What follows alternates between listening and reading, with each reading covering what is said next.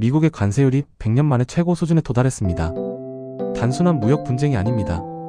지금 벌어지는 건 세금 전쟁도 수입 규제도 아닌 공급망과 자본 그리고 산업 구조를 동시에 재편하는 경제 전쟁입니다.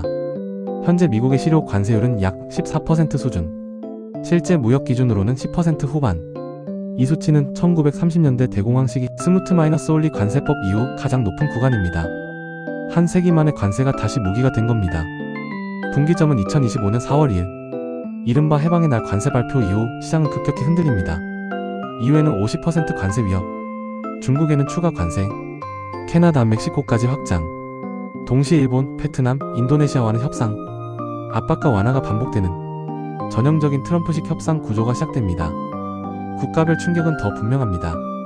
중국 관세율은 40에서 50%까지 급등, 반면 유럽과 동맹국은 10% 내외. 이건 무역 규제가 아니라 디커플링, 즉 경제 분리 정책입니다. 품목을 보면 의도가 더 선명해집니다. 철강, 알루미늄, 철강 가공품, 그리고 섬유, 의류, 노동집약 산업, 값싼 해외 제조를 압박해 미국 내 생산으로 되돌리려는 리쇼어링 전략입니다. 관세의 또 다른 효과는 세수입니다. 과거 월 5조에서 8조 달러 수준이던 관세 수입은 지금 25조에서 30조 달러까지 폭증. 관세는 이제 외교 무기가 아니라 재정 수입원이 됩니다. 이 재원은 다시 제조업 보조금과 산업 정책으로 투입됩니다. 하지만 시장 반응은 예상과 달랐습니다. 트럼프 임기 초반 S&P 500은 급락합니다.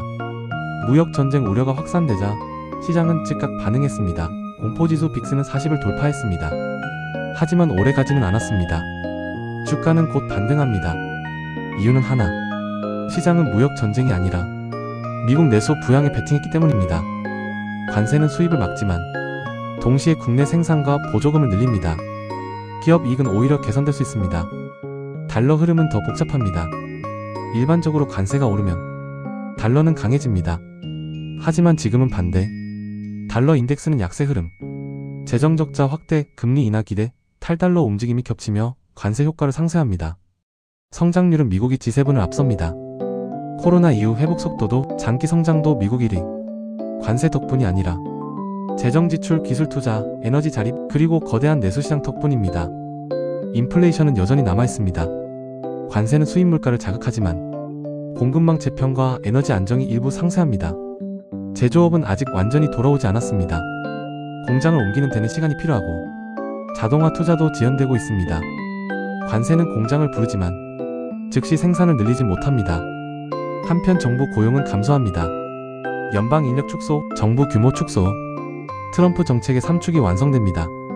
관세는 올리고 산업은 키우고 정부는 줄입니다. 정리하면 이렇습니다. 관세는 중국을 압박하고 공급망을 이동시키고 세수를 늘리고 제조업을 부르고 시장을 흔들지만 결국 자본은 미국에 베팅합니다. 무역 전쟁의 승부는 수출입이 아니라 주식시장과 자본 흐름에서 결정됩니다. 관세 전쟁의 목적은 물건이 아니라 공장, 그리고 그 공장을 움직이는 건 결국 돈입니다.